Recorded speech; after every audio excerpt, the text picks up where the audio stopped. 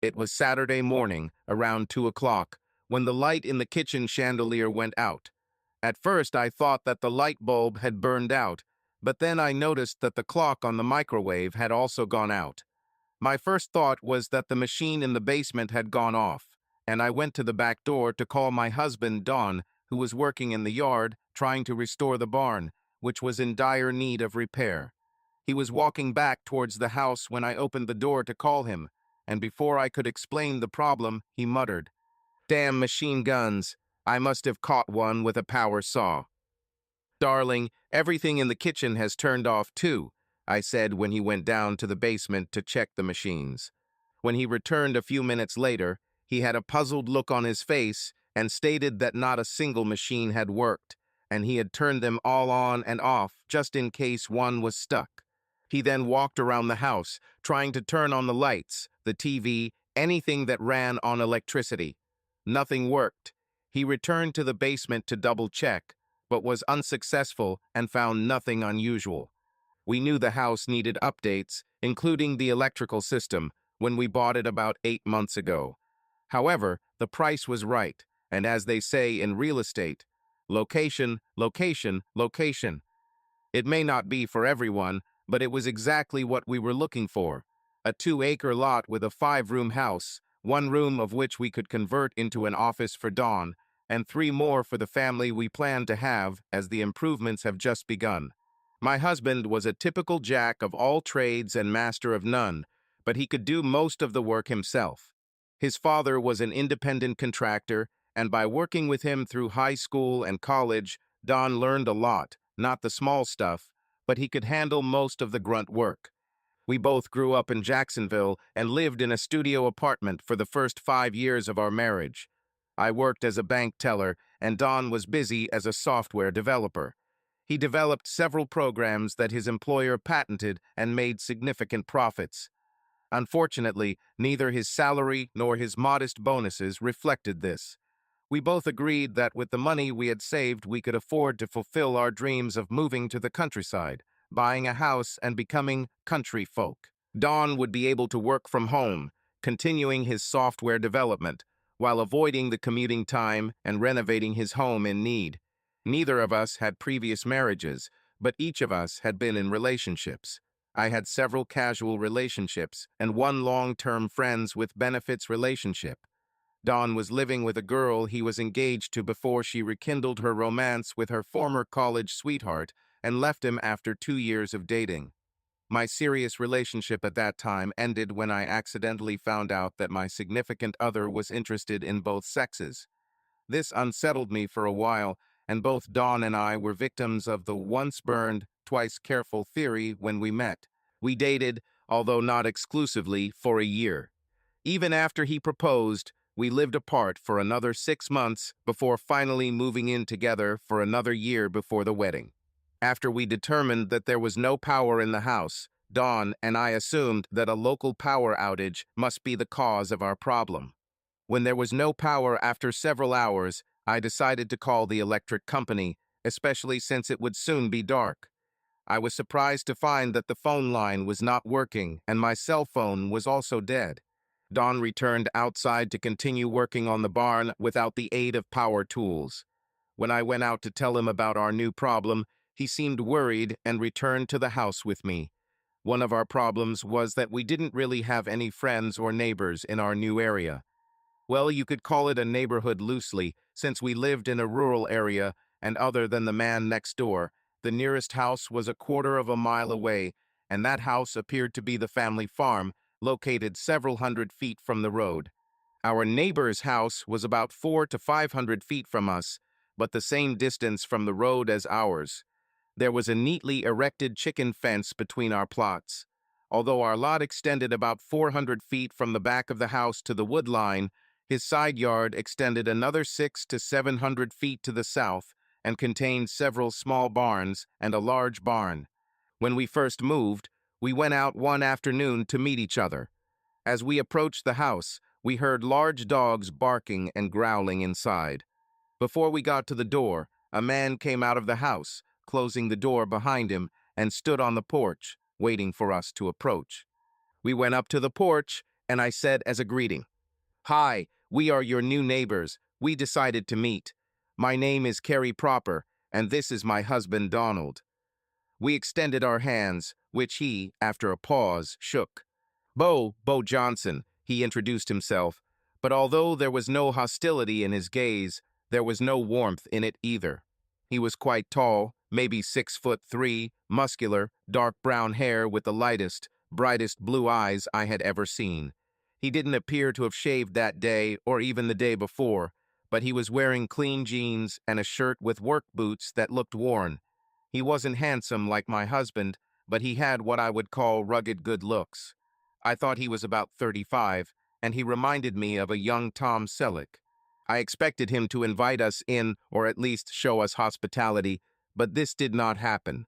The awkward pause in the conversation became long, but finally, nodding towards the door, behind which the dogs were still growling threateningly, he said, "I'd invite you in, but my dogs don't really like strangers, and I'm going to have lunch before I get back to work." Not knowing what else to say, Don extended his hand again and said, "Well, it was nice to meet you, Bo. I guess I'll see you around." As we walked back to the road, Don muttered, "Well, I guess that old man Bo isn't coming to our housewarming party." I had to laugh despite my embarrassment. In the months that followed, we only saw one person enter Bo Johnson's house. Once a week or so, we would notice a BMW convertible pull into his driveway. The driver was an attractive red-haired woman in her 40s. Bo came out to help her with her overnight bag, and they briefly hugged, pecking each other on the lips. We assumed she was his old friend because the large mastiff usually accompanied Bo to the car, wagging his stump. She leaned down to scratch his powerful head, and they disappeared into the house. The car would usually sit there the entire next day, but disappear the next morning. Sometimes she stayed for 2 days, but not more often. Don was confident that the electrical problem was not related to the house itself, since one of the first things he did after purchasing it was to upgrade the old 60-amp system to 200 amps.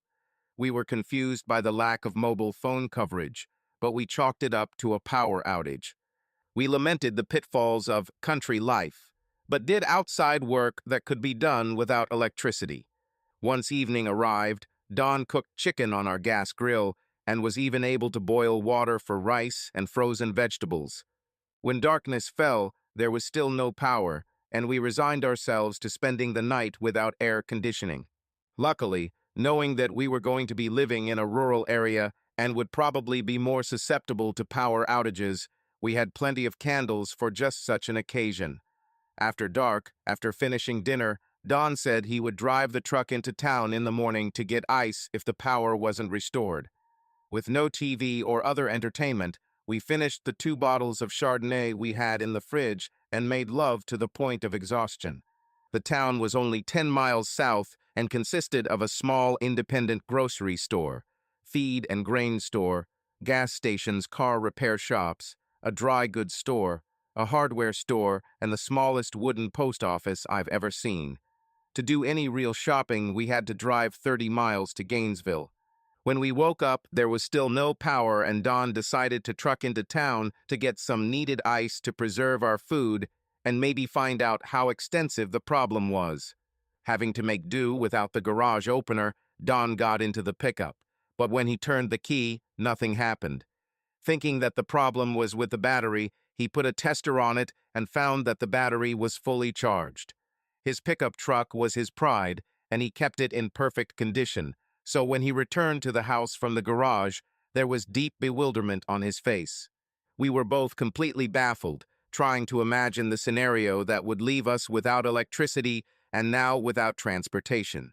There was a time to contact the electric company to find out when the problem would be resolved, but when I picked up the phone, it turned out that there was no dialing. To add to our worry, neither of our cell phones would activate, even though both should have had sufficient charge. In the morning, nothing had changed. There was still no power, and the truck would not start. To make matters worse, Central Florida is not a great place for summer without air conditioning.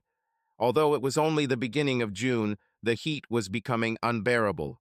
Compounding our problems, we no longer had running water. All the homes in this part of the state had individual wells for their water supply, and even though we added a filter, the water had a strong mineral taste. For this reason, we had at least 4 cases of bottled water stored in the pantry. However, you can't shower with bottled water, but that was the least of our problems. Water shouldn't be wasted flushing the toilet either. As a temporary solution, Don removed the toilet seat and attached it to an empty 5-gallon can, but the heat quickly made the urine smell, so the can had to be emptied after each use. That evening, we barbecued in the backyard with all the meat we could in the refrigerator. We knew this was a temporary solution since the meat would spoil anyway, but it would preserve it a little longer. We then took all our dry food out of the pantry and cupboards and divided it into 2 meals a day. Needless to say, we were not prepared for this eventuality, but we calculated that we had enough food for about 5 to 6 days, in the hope that the electricity situation would be resolved. Our street usually had little traffic, but it was the main road into town, so we were used to seeing the occasional car or truck, but the only vehicle we had seen since the power outage was a tractor heading south. Don was in the backyard when I saw him drive by, but even though I ran out the front door screaming and waving, the driver either didn't notice me or ignored me. We decided to approach our neighbor, Bo, to see if he could clear things up. But as we approached his house, we heard his 2 large dogs run out from behind, barking and growling. One was a Doberman and the other a huge Mastiff. Both rushed to the front corner of the property as we approached. We stopped, scared that they might attack, but their owner must have had an electric dog fence that taught them to stay off the property because they never crossed the property line. However, we stood still, hoping that our neighbor would come outside to sort out the situation. After 5 full minutes, the dogs were still barking noisily. We abandoned our mission. We walked to the next closest house, a family farm, which was a quarter of a mile in the opposite direction, and although no one bothered us with dogs after we got there, no one answered our insistent knocking, so we returned home. That night, we ate the cooked meat along with a can of green beans and the remains of wilted lettuce. Although the situation wasn't desperate yet, not knowing what was going on was more than a little annoying. I could see the worry on my husband's face despite his occasional attempts to remain cheerful. That night, we discussed our options, and the only conclusion we came to was that we needed to find out what was going on and what the extent of the situation was. We couldn't just sit idly by while our meager supplies dwindled, hoping for the best. Don figured that if we set off around 6:30 the next morning, we could reach the city by noon, and if we didn't meet anyone along the way who could give us answers, we could still be back out of town by 6 o'clock in the evening. When we started our journey just after dawn, we each carried a backpack with several bottles of warm water and a couple of energy bars we had left. By 10 o'clock in the morning, our clothes were soaked with sweat, and we had already used up half of our water supply. Much of the land on the way into town was planted with citrus fruits, and we supplemented our supplies by picking oranges.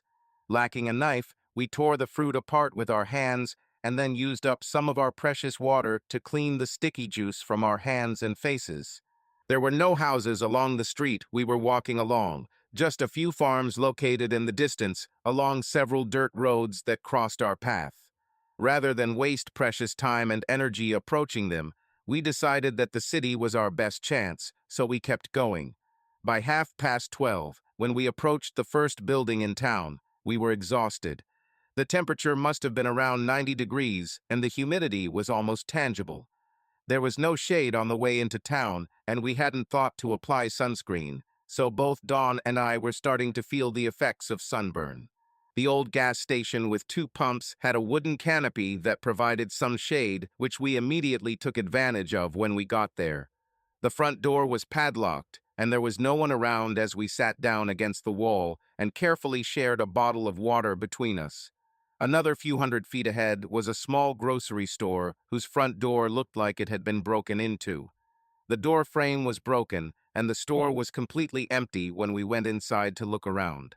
A few moments later, looking at the completely empty shelves, I heard a small, indistinct sound from the back room, and looking at Dawn, I realized that he had heard it too, because he was looking in that direction and shouted several times. Hello? Having received no answer, he pushed the door to enter, but I screamed and we both jumped to the side in surprise. The orange and white cat ran past our feet and through the open front door. Despite our growing fear, we both couldn't help but laugh at our reaction. Don was on the verge of saying something when we heard a rhythmic tapping sound like a hammer. When we looked out the window on the facade, we saw two men, more precisely, a man and a teenager, who were boarding up the windows on the building diagonally across the street with plywood. As we headed towards them, the boy was the first to notice us and pushed the man, nodding his head in our direction. There was a sign above the front door, Chet's Agricultural Products. A stocky man of 40 with the reddish face of a farmer looked at us suspiciously, but said nothing when we approached them. Instead of extending his hand, my husband stopped a few feet away and said, "Hi, my name is Don Proper, and this is my wife Carrie. We live about 10 miles north, right here on Liston Road. Do you know what's going on? We lost power a few days ago, our phones weren't working, my car wouldn't start, and we had to walk here. My few neighbors were either not home or didn't answer the door, so we didn't talk to anyone." Without waiting for further introductions, he continued to look at us suspiciously and said, "I don't know for sure. Some say it's the Russians.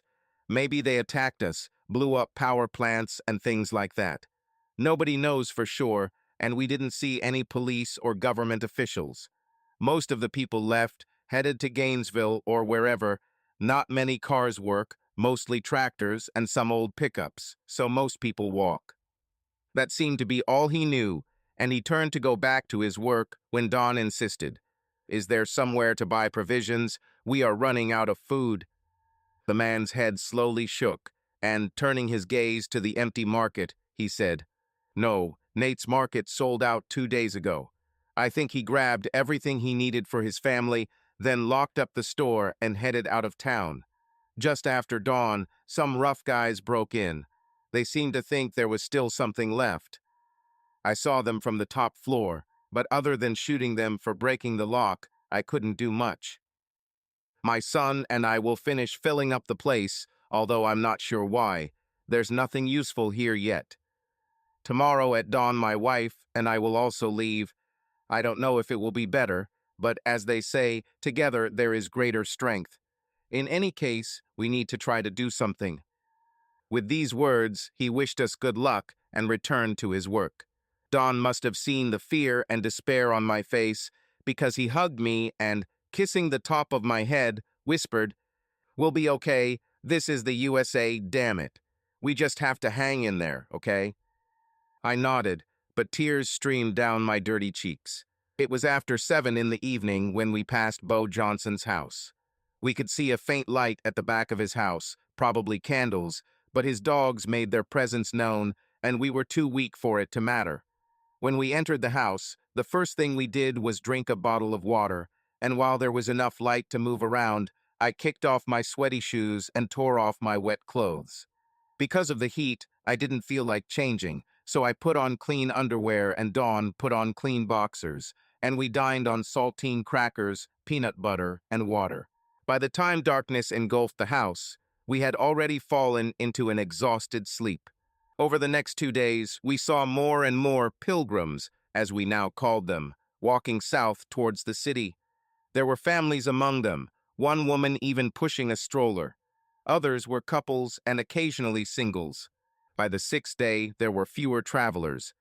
After noon on the 7th day, we found ourselves back in the kitchen, counting our remaining supplies and grimly calculating how many days we could survive.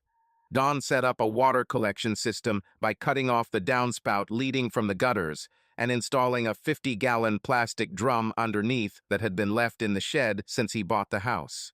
We hoped that when it rained, we could collect enough water to replace our dwindling supply of bottled water. The roof of the house was metal, so the prospects for purifying water for drinking were better than if it had been covered with tiles. However, water without food would not help us. We had just returned to the kitchen from outside when we heard a roar that could only be a motorcycle.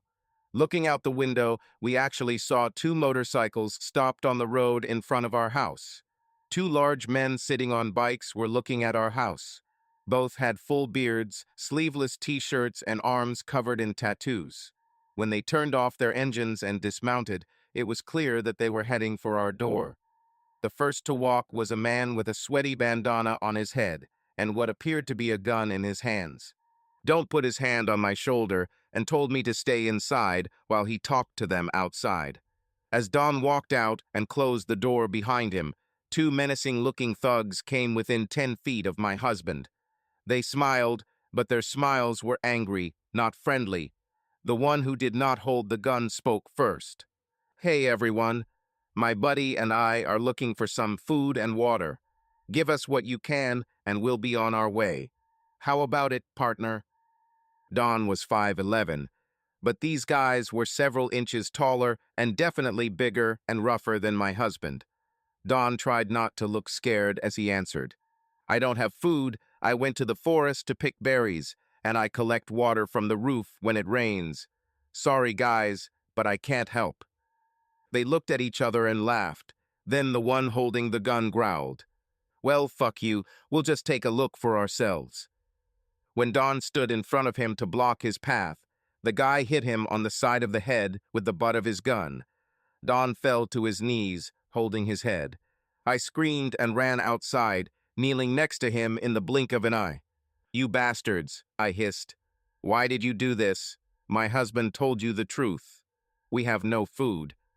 As Don tried to get up, the one who wasn't holding the gun hit him in the chest, and he fell, groaning in pain.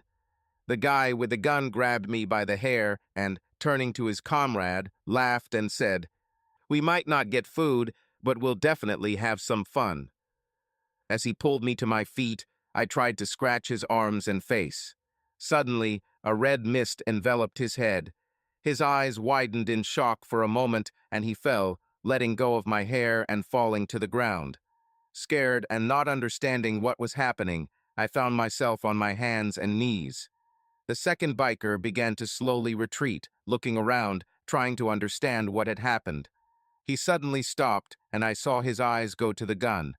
As he started to move forward to pick it up, I heard another loud bang, and his head exploded too. I crawled over to my husband and tried to help him get up. He writhed in pain, standing on his feet, holding his ribs. I saw a wound on my forehead near my hairline. When I tried to hug him, he groaned in pain, so I held his arm to help steady him on his feet and guide him into the house. I shuddered, feeling someone's presence to the right. Bo Johnson walked towards us with a military rifle slung over his shoulder. Calmly and authoritatively, he said, "Let's take him to me. I have the medical supplies we'll need to treat him."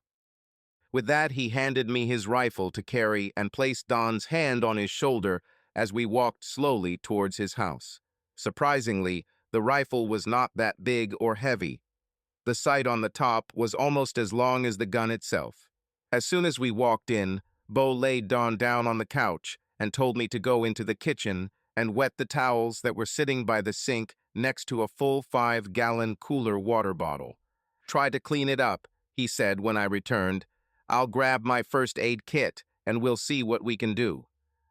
"It's not as bad as it looks," Bo said. "You're going to need a few stitches, Donnie. You need to stop the bleeding, and it's going to hurt like hell." He took a syringe from his bag and inserted it into a small vial, drawing out a clear liquid. He did it the way they do in war films. Don asked him what he was doing, and Bo simply replied, "Morphine, it won't knock you out, but it will help with the soreness." With these words, he injected it into his arm. While the morphine was taking effect, Bo Johnson was busy sewing surgical thread. When he was finished, he cleaned the area with alcohol and treated the skin around the wound with freezing spray. Up until this point, I had been brave, but I couldn't bring myself to watch the process. I heard "don't cry out" in pain several times, but I still couldn't watch. "Okay, Donnie, just 2 more stitches, and we'll look at those ribs," I heard Bo say. He then checked Don's ribs. "Nothing's broken, maybe a couple of cracks, but either way, you'll be sore for a few days. So take care of yourself here for a bit. I've got things to do," he stated and walked out the front door. A short time later, I heard a motorcycle starting, and then the sound of the engine moving away along the side of the house into the backyard. A few minutes later, I heard the second bike repeat the process. When I looked out the back window, I didn't see any motorcycles, but I saw Bo digging a hole near the fence. I returned to the living room to check on my husband. Don was in a lot of pain between his head wound and his ribs, but the morphine lulled him enough to nod on the couch. My adrenaline rush was subsiding, and, sitting next to Don, my body began to shake as memories of the two bikers and what they were going to do to me and my husband filled my mind. No matter how hard I tried, I couldn't control my crying.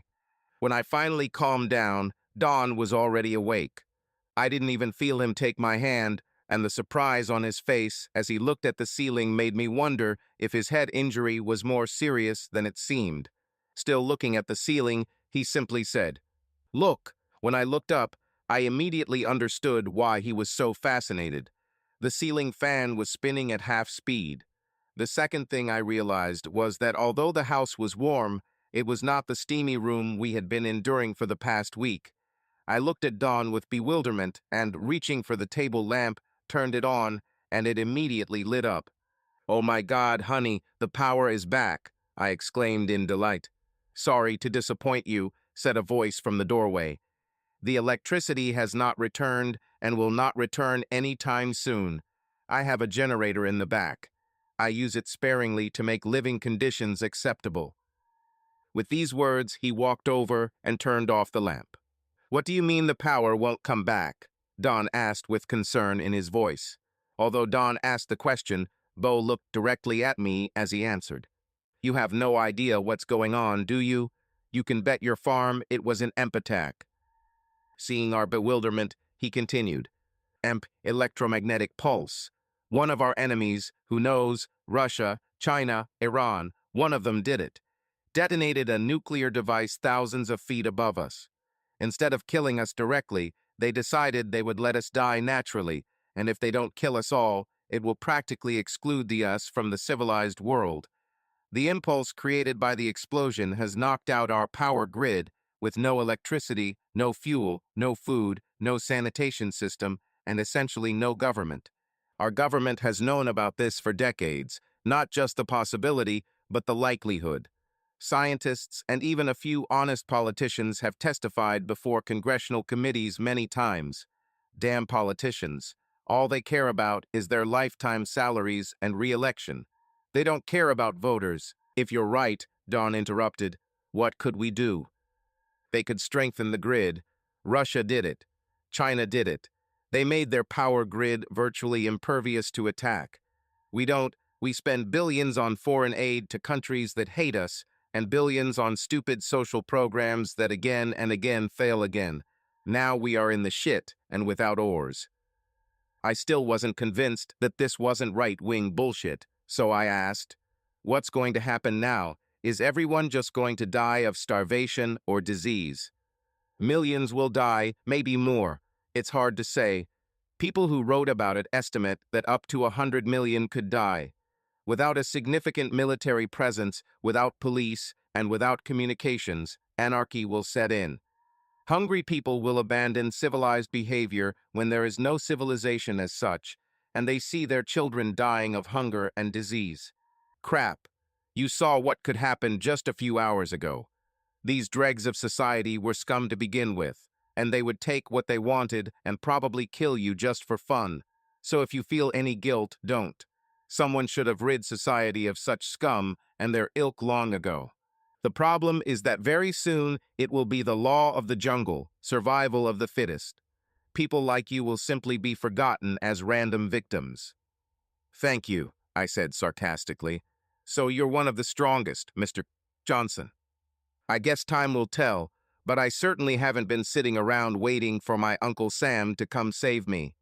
Yes, I'm pretty self-sufficient, at least for now. Now, Mrs. Barnes proper, I would ask Donnie here to help me, but he won't be useful for a while, so I need your help in the yard. What to do? I asked suspiciously. Bodies. I would prefer if their corpses were just left lying around, but there are sanitation issues. Besides, there will likely be more refugees, and we don't need to draw too much attention to ourselves. I was shocked at the thought of even approaching them and expressed my reluctance. Bo said categorically, "If you want to eat tonight, you'll help. All I need is for you to lift your legs so I can load them into the wheelbarrow without tipping over. They're big guys, so we'll have to do it one at a time." Don tried to get up, but groaned in pain and said, "I'll do it. She doesn't have to." When he stood up, he was overcome with dizziness and pain and had difficulty sitting back down. Bo walked out the door, and without saying a word, I followed. Later that day, after he had buried the bodies, this stern man who had hardly spoken to us for 6 months said, "Stay for dinner, and then we'll talk." I was so hungry that I felt nauseous and dizzy. Don was still feeling the effects of the morphine, but they were starting to wear off, and I could see the discomfort showing on his face. At first, he didn't want to eat. I didn't know whether it was out of pride or suspicion, but I forced him to sit at the table. When I sat Don down at the table, Bo was still outside eating. "Be careful, Carrie. Nothing is free in this world," he said quietly. "Beware of Greeks bearing gifts and all that." "I know, darling, but we're starving right now, so let's see how things work out. We don't have anything to offer, and besides, he probably did save us today. Let's just see what happens. He'll probably just kick us out after dinner."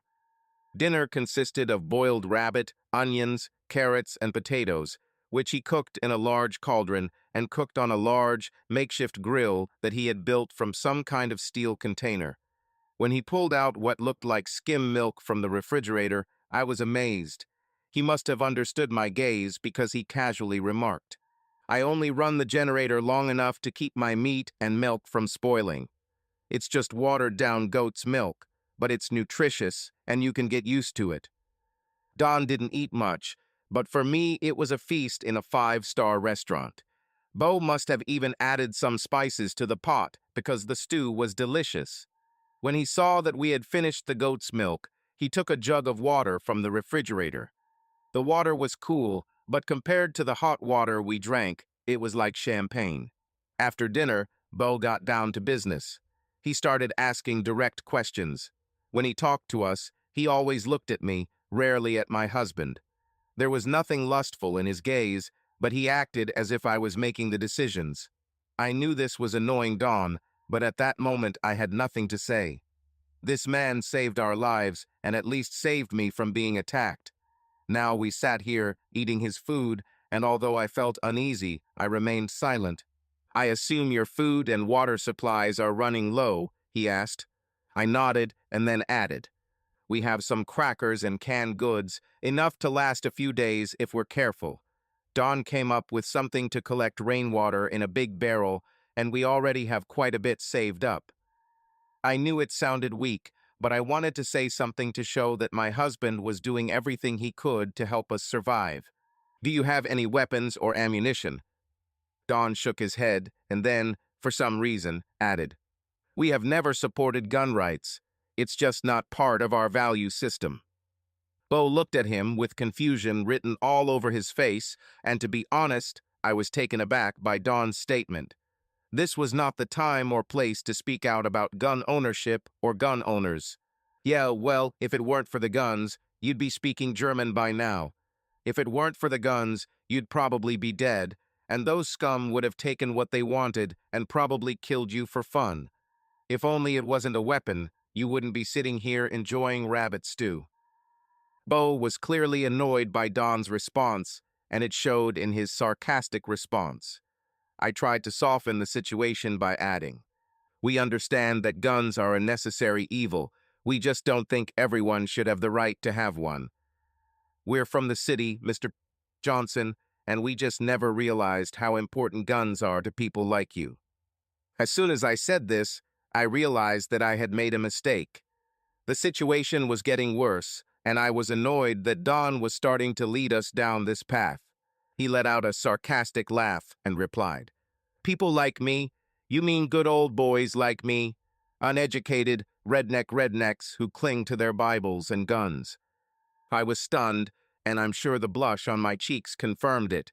He never took his eyes off me, waiting for my next mistake. "No, No, Mr. Tracy Johnson, I'm sorry that came out wrong. This has been a very hard day for us, and I apologize for any accidental offense. Thanks for the help and for the dinner, but maybe we should go. Both Dawn and I started to rise, but Bo sighed with irony and said, Go where? Home? You have no food to speak of. You have no way to defend yourself. You think these two thugs will be the last ones to try to rob you of food or anything else they want. And when the food runs out, what will you do? Just sit and wait for death. I slowly sank back into the chair, and Dawn was still standing, holding the back of the chair, not knowing whether to stay or go. I knew our host was right. Unless a miracle happened, we would both die in a week or two, and the thought of such a painful end was before my eyes. I saw from Don's look that he also realized our inevitable fate, so he asked with suspicion in his voice, What are you suggesting, Mr. Gizane Johnson? We don't have many options. For now, I suggest you sit back until I call the dogs to feed. They are much nicer to people who are not a threat, and the sitting position is less threatening. They will both sniff you for a while, and Patsy the Doberman may growl a little, but as long as I'm here, she won't bite. Elvis, the big guy, is really a sweetheart. He just needs to get acquainted, so to speak. You won't be able to leave in this state, wandering around in the dark, so I suggest that after the beasts realize you're supposed to be here, you stay the night in one of the guest rooms upstairs and we'll talk in the morning. After we met the dogs, Bo gave me a couple of pills and, again without addressing Don directly, said, It's Tylenol with codeine. It will ease the pain and help him sleep. I noticed that Mr. Johnson's rough, rustic manner of speaking faded in and out at will. Honestly, after the events of the day, I was afraid to go home and was grateful when my husband agreed to stay, at least for one night. The surreal memories of the day's events kept me up all night, but the pills must have worked on Don because he could barely move. The sun did not wake me, and for a moment I felt disorientated, being in a strange bed with unfamiliar surroundings. The day was cloudy and light rain pattered on the tin roof. When I looked at Don, he was already fully conscious, looking at the ceiling, apparently deep in thought. When he looked at me, there was sadness in his eyes as he spoke. I believe everything Johnson said last night. It's not just a power outage, it could be the end of the world. Remember that Denzel Washington movie, The Book of Whatever? Yeah, The Book of Eli, that's what unlike him. We have no direction, no weapons, no skills to use them, even if we had them. I don't expect Johnson's hospitality to last long, and for the first time in my life, I don't know what to do, like I let you down. There's nothing you could do, nothing we could do, I said, reaching for his hand. Before I could add more, he continued furiously. Yes, we could. I remember reading a newspaper article a while ago that mentioned this possibility, but I dismissed it as some crazy right-wing conspiracy, so I didn't even read the rest of the article.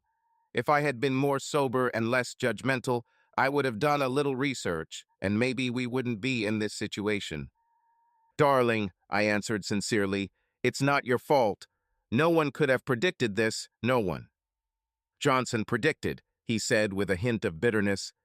That guy in the article too, and I'd bet a lot of other people pulled their heads out of their complacent asses before it was too late. Don seemed almost desperate as we got dressed the next morning to face whatever future we still had left. Late risers, Bo said with a friendly grin as we entered the kitchen.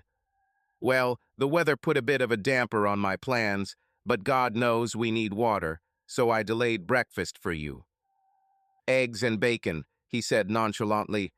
The bacon is wild, not as well cured as I would like, but you can get used to it.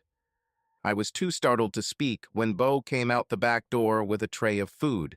He built a canopy from eating over the grill to stay dry and protect the fire from the weather.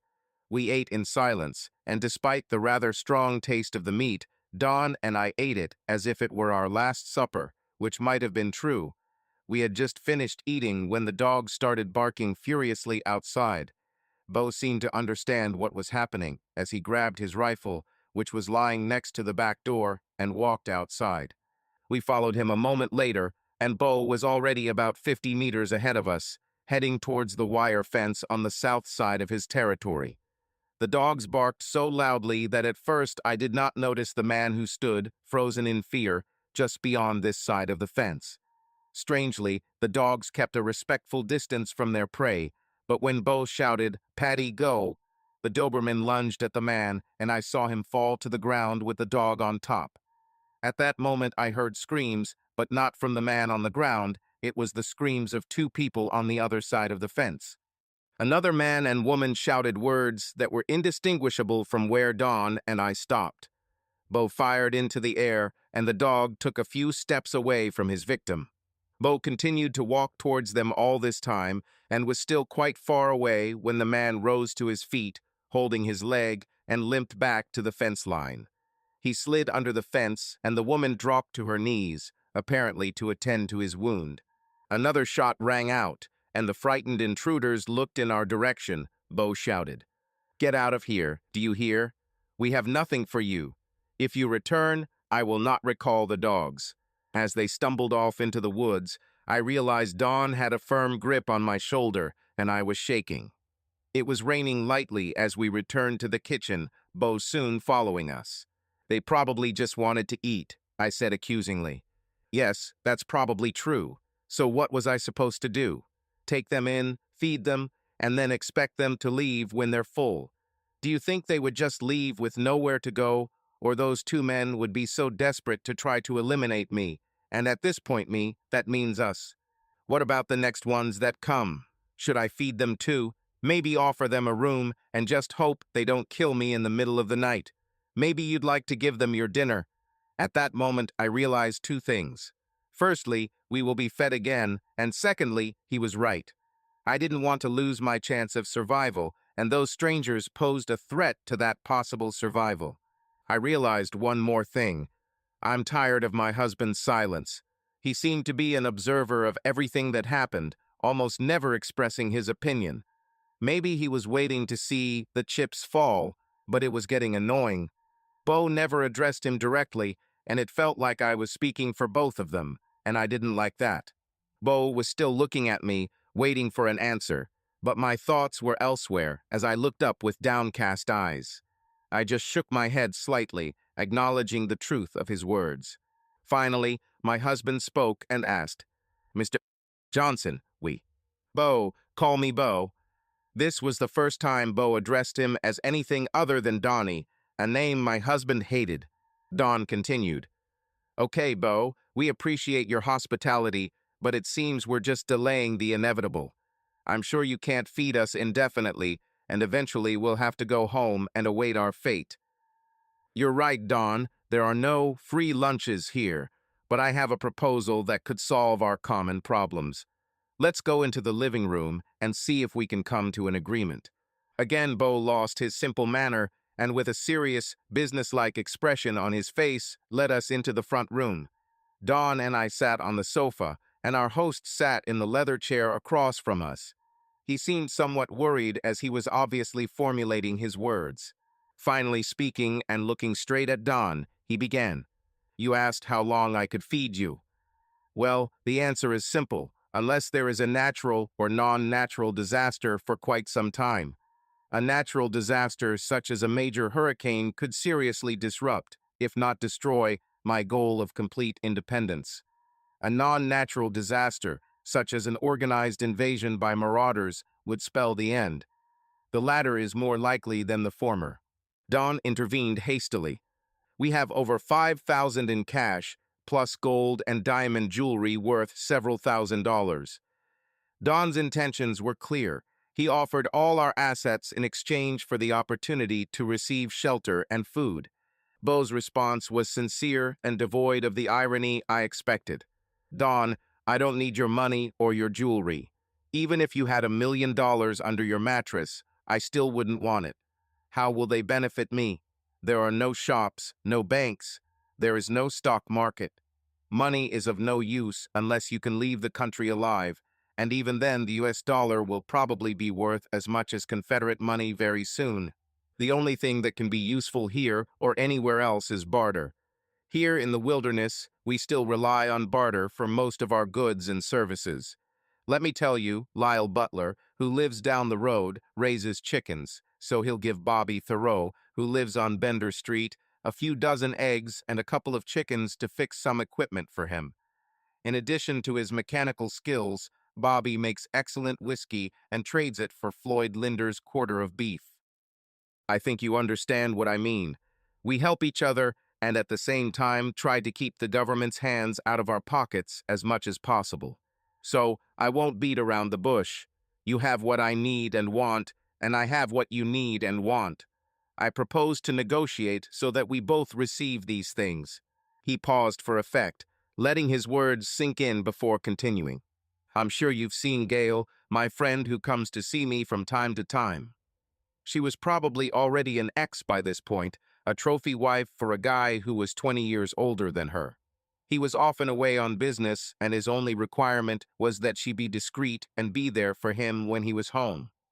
Well, hell, he said with a laugh, you can't be more discreet than in this one-horse town.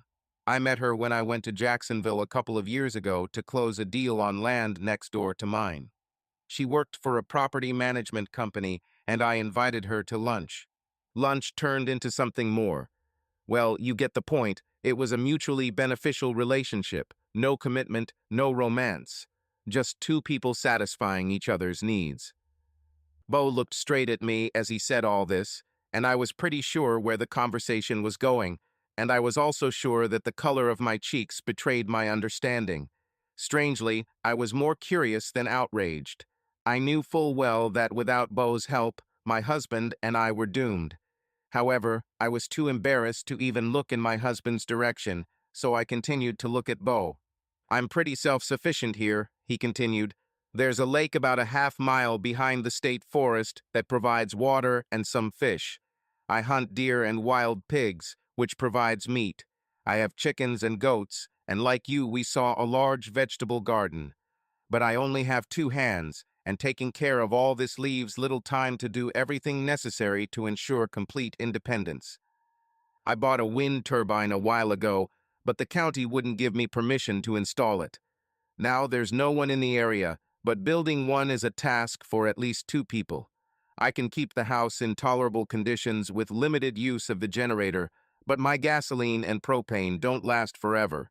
The roof of the shed is in bad shape, and the storm is good enough to finish it off, so some fences need to be reinforced, especially in areas that make the property more vulnerable to intruders.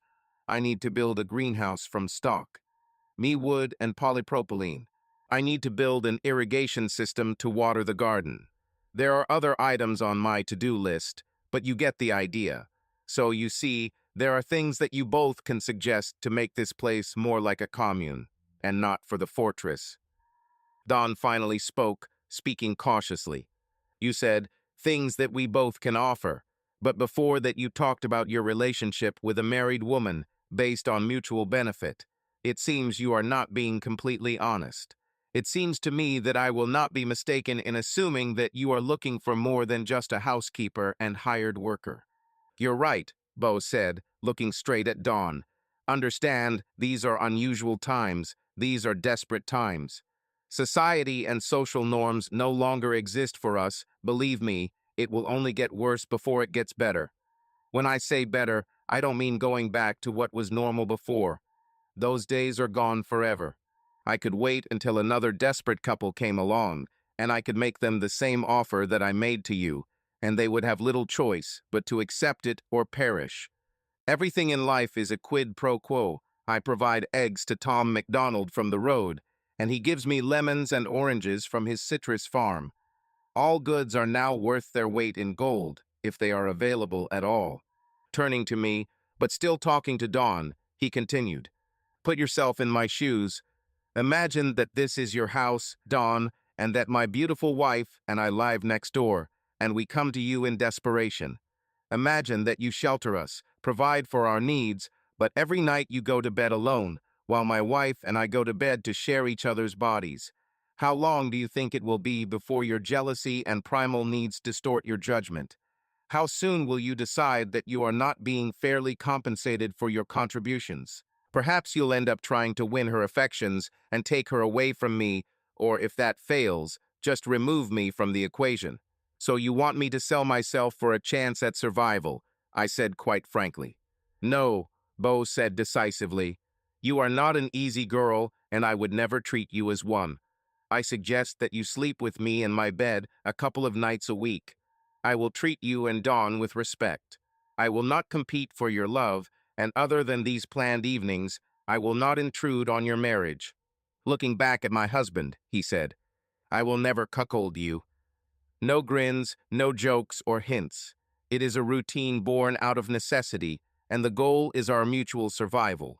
I would never do anything to hurt or humiliate Carrie, and although I understand that this proposal may seem like a bitter pill, at least at first, my expectation is that over time, this will become a normal way of life in an abnormal world we now live in. I looked at my husband with anxiety, not knowing what his reaction would be. Don was not violent, but that didn't mean he was a coward, and any man could be driven to violence. However, Don sat thoughtfully, staring at the architect of this unusual marriage proposal. I wasn't surprised that my husband didn't physically attack Bo, but I was disappointed that he didn't at least confront him verbally. However, instead of the expected indignation, he simply asked, what if Carrie and I don't agree to this agreement? Don looked at me with confusion, but I looked away. I felt like a pawn in a chess game, like a sacrificial lamb. As I said, you saw how many people passed by. Eventually, another suitable couple will come along and accept the chance to survive, but I sincerely hope that you will seriously consider this offer. I like both of you, and I think that over time we could become a productive, effective team. But to answer your question, Dawn, if you decide to back out, I will make you the same offer that I would have made if you had accepted at first and then decided it didn't work for you. I keep a supply of those emergency food bags they advertise on TV. I will give each of you enough for 60 days, and what you do after that will no longer be my business. However, let me reiterate that there is no escape. Cities along the East Coast are completely destroyed. No water, no food, no sewerage. People kill and abuse their fellow citizens, and very few receive even a formal burial. The rat population is out of control and diseases are starting to appear even at this early stage. Those strong and ruthless enough to survive so far migrate to the suburbs in hopes of salvation. There were reports of a few scattered attempts to organize small militias of neighbors for protection, but ultimately they would either be crushed or simply die from their lack of preparedness. In Florida, everyone has a gun. Well, almost everyone, he said, looking at both of us. So one can imagine a massacre when desperate, untrained people start shooting at each other. It's survival of the fittest, and eventually the survivors will begin to move into the countryside, where they assume there will be clean water and game to hunt. How do you know all this? I asked with suspicion. We don't have television, radio, or even newspapers. So these are all the predictions of some apocalypse theorists. Well, actually, I wish these were just theories, then maybe we could retain some hope. If you look at the roof of my barn, you will notice the antenna for my radio. We conspiracy theorists, as he wryly put it, set up the network a long time ago. Every day at noon, I turn on the power to go live and get the latest news broadcast across the network. What I have told you is a summary of what I have heard from various radio amateurs. Bo seemed a little annoyed as he resumed the conversation. So, I suggest you stay the night and discuss this, but tomorrow morning I want to hear your answer. He got up to leave when we heard the sounds of barking and growling from the north side of the house, where our house was located. Bo grabbed his rifle and took a quick look out the window before opening the door. When we followed him outside, two men were walking out of our house, carrying a couple of our cloth shopping bags and our last case of bottled water. Bo shouted at them to stop, but as they began to run, one of the men, carrying only one package, turned around, still running backwards, and fired his pistol 2 or 3 times in our direction. Don threw me to the ground as the man turned around and continued running. Bo fired once, and the man fell to the ground, clutching his leg. His partner dropped his bags and returned to help his friend. Together, they limped away down the road. I expected Bo to shoot again and kill them both like he did with the bikers, but he just stood there and watched until they were almost out of sight. At Bo's suggestion, we collected our abandoned supplies and returned them back to his house. Before dinner that day, Don returned to our house to assess what damage the intruders might have done, and while he was there, I asked Bo why he didn't kill the two men like the bikers. He was chopping some meat on the kitchen counter and, after looking at me briefly, shrugged his shoulders and replied, "Those other animals were going to take you by force, possibly torture you, and definitely kill you both. These guys acted out of desperation. The shots they fired were out of fear, and I wounded one so they knew better than to come back here again.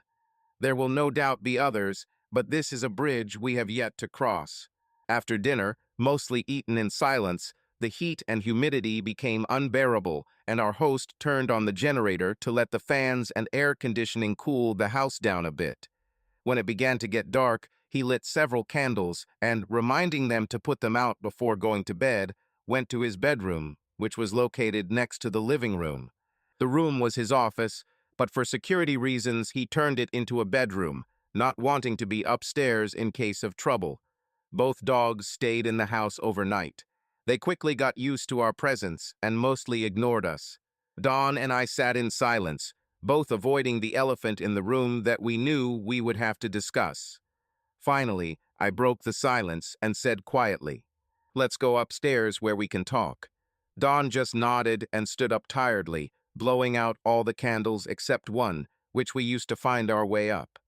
At Bo's insistence, the bedroom curtains were kept closed at night to prevent light from attracting unwanted attention. On the top floor, there were 3 bedrooms and a bathroom with a window overlooking the courtyard on the shady side. We took the candle into the bathroom to prepare for bed and the inevitable conversation that would follow. Don sat down heavily on the chair in the bedroom, and I sat on the edge of the bed, trying to look at him. He looked at the floor, clearly unable or unwilling to speak. I felt bad for him, knowing what internal chaos was eating away at him. However, I knew that we were between a rock and a hard place, and not discussing this was not an option. "Dear," I said, reaching out to take his hand, "please talk to me. What do you think?" His expression changed to one of extreme anger as he looked up at me and growled, "I think Bo Johnson is a sneaky bastard. That's what I think. I think he is a devious liar, pretending to be a stupid hillbilly, then shedding his sheep's clothing and making us an unacceptable offer to satisfy his lust. What kind of marriage will we have if you have to sleep with this bastard? What kind of man allows another man to have his wife?"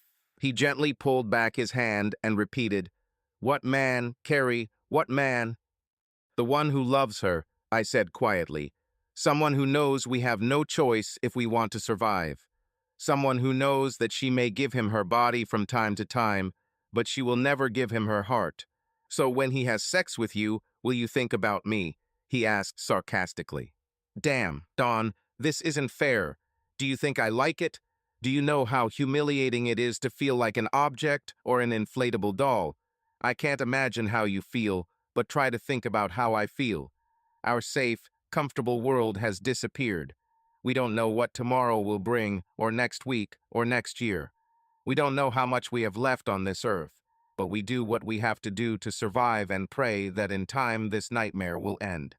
Without further discussion, Don finally went to bed, and we eventually made love, but I doubt we slept much, knowing that tomorrow we would have to face a new reality. We tried to hug after that, but it was too hot, and I ended up just lying on my back, covered in sweat and completely naked.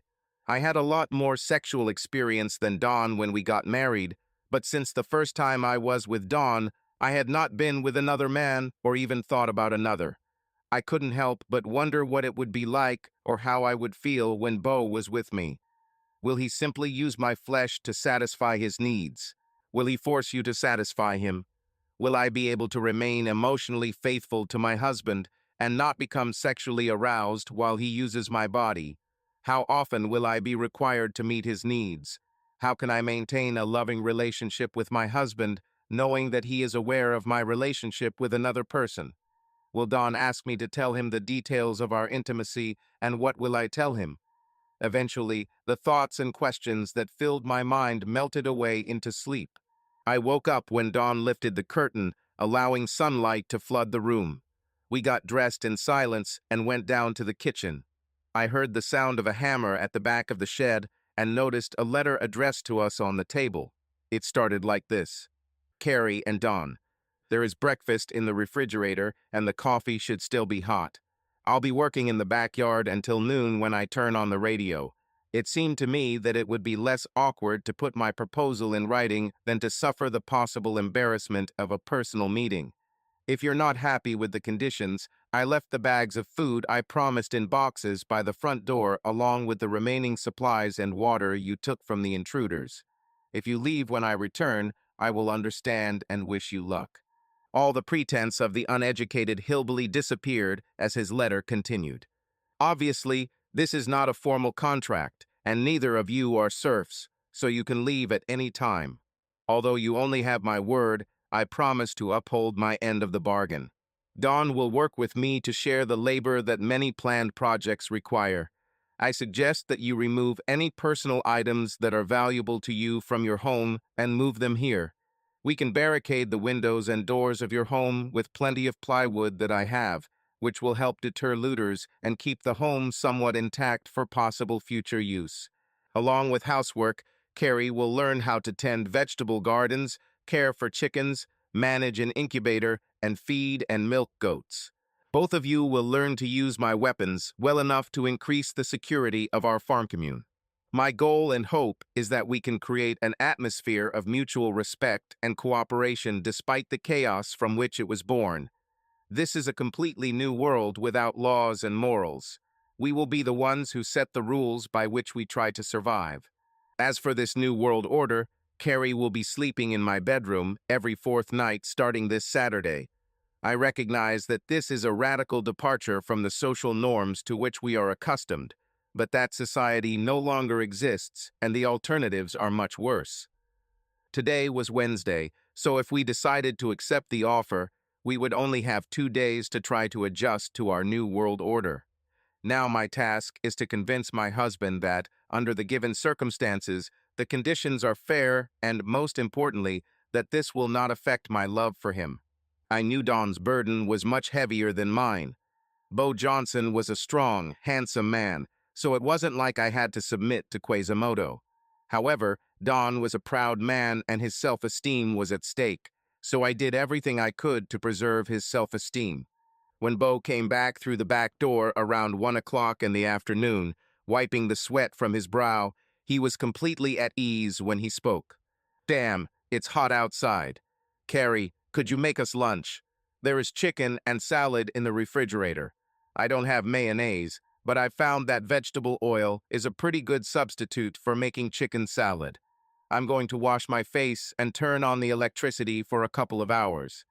After lunch, we can go to your house and pick up everything you need so you can settle down here for the rest of the day." I said, "Okay," and didn't just nod. Friday morning, while Don began digging the foundation for the wind turbine that would support the 75-foot steel tower, Bo gave me my first lesson in chicken care and the process of selecting an incubator. Several times that day, I heard Patsy and Elvis barking furiously. Looking out the window of the front room, I saw the refugees, whom we now called that, walking south. One such disheveled group was a family of 4 with a boy and a girl who appeared to be around 14 and 12 years old, respectively. Although the dogs stayed close to them along the fence line, they stopped briefly to look in our direction. But the man's attempt to step into the territory was met with a growl from the Doberman, who almost grabbed his leg. Eventually, they left. That night, as the 3 of us were sharing half of the cooked chicken, Swiss chard, and curry with rice, I mentioned to Bo about the family I had seen earlier in the day and asked, "Couldn't we at least offer them some water and some crumbs of baby food?" Bo leaned back in his chair and put down his fork with an audible sigh. His expression did not express irritation, but rather resembled that of a parent whose child does not understand the meaning of his words. With a slight shake of his head in a soft but firm tone, he said, "Carrie, We can't be the Salvation Army or the Red Cross. It would be cruel rather than humane to delay the inevitable by offering a few bites of food and then telling them to go on their way. We cannot save the world, and trying to do so would cost us our survival. From what I have heard, it is estimated that thousands, if not tens of thousands, are dying every day. Millions will follow them, and there is nothing we can do about it. He was right, of course. It would be cruel to offer what were essentially crumbs to hungry people just to delay their inevitable fate, but it gnawed at my soul. I was awakened by an explosion on Saturday morning that I thought might have been a gunshot. When I turned around, Dawn was not in bed, and my heart began to pound. I quickly sat up and heard the loud sound of rain hitting the windows and metal roof. A flash of light illuminated the room, followed by a loud clap of thunder before Dawn entered the room. It was already morning, and he lifted the curtain before entering the bathroom. The morning light was obscured by dark storm clouds as the lightning and thunder continued. Today was Saturday, and the fact that I would not sleep in this bed tonight was always on my mind, and, I believe, was never far from my husband. When Don gently pushed me back onto the pillow and slid naked next to me under the sheet, he whispered, "There's not much to do in this weather. We must take advantage of this." He kissed me deeply, and we had busy sex. The downpour continued until almost 1 o'clock in the afternoon, and during this time Beau remained mostly in his room. Forgetting that he was here, I went into the living room, and there I entered the living room and, noticing movement in his temporary bedroom, I saw Beau sitting at the table, his back to the open door. He alternated between writing or drawing on a legal pad and referring to the open book next to him. He seemed completely unaware of my presence as I quietly watched him. He was naked from the waist up, and his broad shoulders and muscular back were bent slightly forward as he worked. To my shame, I briefly wondered what it would be like tonight when I had to sleep with him. After all, I reasoned, Dawn wasn't the first, and I wasn't in love with those who came before him. They were simply filling a need. I will fill the same need for Beau Johnson. Before meeting Dawn, I dated men quite often. I wasn't looking for a husband as such, but if the right person came along, it wouldn't be out of the question. I've always had a fairly active libido, and although I've gone to bed with a few men I've dated, it was only after we'd gotten to know each other a little. Even then, it was more like a fitness test. After all, I wouldn't buy a pair of shoes without trying them on. Plus, I had Marty to satisfy my carnal desires. I met Marty at a club one evening when I went out with a few friends after work. He was what most women would describe as hunky.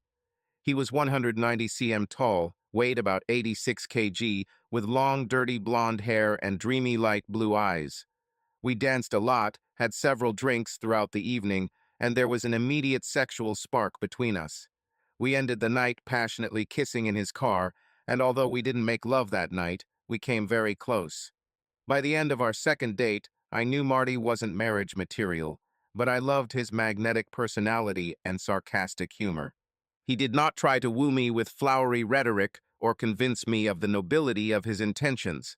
He was one of those men who could say something that would get others slapped, but instead he made me laugh with his explicit comments and sexual innuendos. He also turned me on a lot. Over the next year and a half, we used each other for bodily needs, both realizing that we meant little to each other. We met 2 or 3 times a month, whenever it was convenient for each of us. I never told Don about Marty or our unusual relationship. Before boarding up our old home, we took everything we wanted from there. All our things, linen, things with sentimental value, 2 boxes of books and magazines. These were the books Don was reading at the kitchen table when I walked into the room. Beau had quite a lot of reading material, but it was mostly historical military novels, ranging from the Revolutionary War, biographies of various generals, or technical manuals. We talked casually while I prepared another rabbit dinner. Beau had a lot of cookbooks on game recipes, so I used them to prepare the meal. At about 3 o'clock in the afternoon, Beau appeared at the door, carrying his assault rifle and wearing a pistol holster on his hip. When he turned to Dawn, he was very friendly. "Hey, Dawn, what do you say we go out in the backyard and I show you how to use this gun? After all, He added with a touch of irony, "If something happens to me, you'll have to know how to protect yourself." The irony was obvious, considering that he was teaching the man whose wife he was about to take to bed how to use a gun. Either Bo had a lot of confidence in Don's moral integrity, or he was suicidal. I thought my first attempt at rabbit stew was acceptable at best, but both men exclaimed how wonderful it was. Maybe I just wasn't in the mood for rabbit stew, but it's more likely that the dilemma before me was suppressing my appetite because I ate so little. Bo had previously started the generator to cool the house and provide hot water for washing dishes and quick showers. After the kitchen was cleaned and the dishes washed, Bo retired to his room, presumably to work on calculations for how to pump water from the lake into the house once the wind turbine was up and running. Don and I stayed in the kitchen drinking coffee, but the conversation was awkward and nothing was said about the upcoming night's arrangement. As the sun began to set, Don said he would go take a shower while the water was still warm. Bo had a large solar panel on the roof to heat the water, but at this time of year in the south, the scorching sun was enough to keep the water constantly warm. Bo even installed a temporary shower curtain, probably for my convenience. When he returned from the shower, Don walked upstairs silently. After I heard our bedroom door close, I went to the bathroom to brush my teeth and comb my hair. I couldn't bring myself to go into the bedroom to grab my nightgown or robe, but I took my toothbrush and comb with me when I came back downstairs. Bo, to my surprise, was sitting on the couch in shorts and a t-shirt and waved his hand at me, inviting me to sit next to me. I nervously sat on the edge of the sofa, looking at my fingers. Bo put his hand on my shoulder and gently pushed me back, saying quietly, "Carrie, I understand that this will be difficult at first, especially for Don, but I hope that over time he will see the practicality of this device. At the same time, I will try to make our time together as comfortable and enjoyable as possible." I tried to smile when I finally brought myself to look at him, but I'm sure it looked as forced as it felt. My mouth was so dry that I could barely swallow, and my knees felt so weak that I was afraid I wouldn't be able to stand. He stood up and, looking at me, extended his hand. When I took it, he carefully lifted me to my feet, blew out the candles, and led me to his bedroom. There was one small candle burning on his large antique chest of drawers, on which stood a jug of water. He asked if I was thirsty as I sat nervously on the edge of his bed. I just nodded. Over the past few days, I've been thinking about how I'll handle this when X's hour comes. I decided that I'll offer Bo sex as formally as possible. I will be as emotionally faithful to my husband as possible. Essentially, I will become a living, breathing sex doll. However, I knew that I had two big challenges that I would need to overcome in order to make this a reality. Firstly, my naturally strong sexual need, and secondly, my physical attraction to him. It wasn't that I fantasized about him, no, but I also couldn't ignore his rugged masculinity and strong character. He was already barefoot, wearing tan hiking shorts and a blue t-shirt. He took off his t-shirt in one swift movement and sat next to me on the bed, putting his arm around my shoulder. Even being quite active in sex before marriage, I was in difficulty, not knowing how to act in such unusual circumstances. I must have looked like a scared virgin when Bo placed his other hand gently on my head, turned my face towards him, and held it there, slowly moving his lips towards mine. Damn, I thought, my plans were without kissing, but I already responded to his tender lips. Although he didn't try to penetrate my mouth with his tongue, the kiss quickly became passionate, and oh my God, it felt good. Before I could get to my nightgown, I was left in what I had put on after my shower. A cotton button-down blouse, denim shorts, bra, panties, and leather sandals. We continued kissing until he laid me down on the bed and started unbuttoning my blouse. When the last button was undone, he moved the fabric to the side and gently began to caress my breasts through the bra. He then unclasped the front of her bra, exposing them, and continued to caress one breast and then the other. I tried to stay in control and not let my body betray me, but deep down I knew it was a losing battle. I was disappointed when I woke up this morning to find Bo no longer in bed. Looking around, I saw a small sink filled with water on his dressing table, with a clean, folded face towel nearby. On the edge of the table, there was a frame with a photograph of a beautiful brunette holding a boy about 1.5 years old in her arms. While I was washing, I continued to look around the room, which I was seeing for the first time in the daytime. Above his desk, cluttered with technical manuals and scribbled sketches, hung a photograph of Bo with a group of 10 men in combat fatigues. They were all holding assault rifles in different poses, and Bo had patches on his sleeve that I assumed indicated his rank of sergeant. Even through the closed door, I could hear the faint voices of Bo and my husband coming from the kitchen. The moment of truth has come. The moment I was so afraid of. I'll have to face my husband after I leave someone else's bed. To make matters worse, that same man was there with him. Well, let's go, I thought, opening the door and entering the kitchen with an air of equanimity that I did not feel. Bo was sitting at the table with a cup of coffee, and Don was standing at the sink, his back turned to me. As I approached, Bo looked at me for a moment, but his face remained neutral. As if it was a given, I put my hand on Don's back and kissed him hello. I felt his muscles tense, but he didn't pull away. A pale smile flashed on his lips, but there was no joy in his eyes. As he handed me a cup of coffee, he simply said, "Hi," and leaned on the counter, sipping his coffee. Addressing me, but not calling me by name, Bo said. I fired up the grill, thought maybe you could make us all some leftovers from that fried egg hash. Without waiting for an answer, he continued, turning to Don.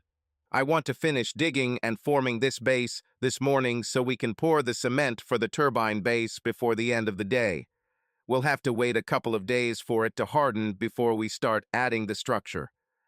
Don asked, "How long do you think this will take?" Although the tone of his question didn't seem particularly enthusiastic, he seemed genuinely interested in the answer.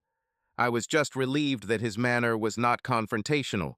Given the circumstances, I wouldn't be surprised if she was, but I still doubted that he came to terms with our agreement so quickly. After breakfast, both men left to begin the day's work. I planned to do laundry that day. Bo had a laundry basket in the bathroom on the first floor, and we had one on the second floor. There was a washer and dryer in the room off the kitchen, but Bo explained that we couldn't afford that kind of electricity usage, so the task had to be done by hand, just like in my grandmother's day. There was even a washboard next to the sink for dirty dishes. I actually liked this kind of work because it kept me busy. Unfortunately, this routine also gave me time to think. I didn't think there would be much chance of my husband confronting me about the details of last night, and my mind was busy questioning and answering the various questions he might ask.